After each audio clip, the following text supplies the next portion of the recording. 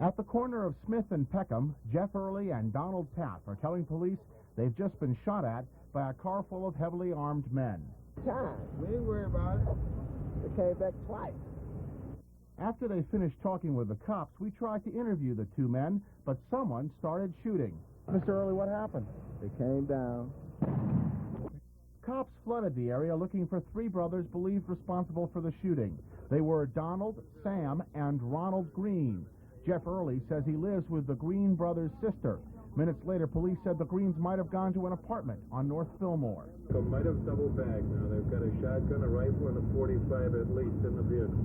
Police have surrounded an apartment building at the corner of North Fillmore and Inter Park. We can't turn on our lights because they're afraid the suspects are inside.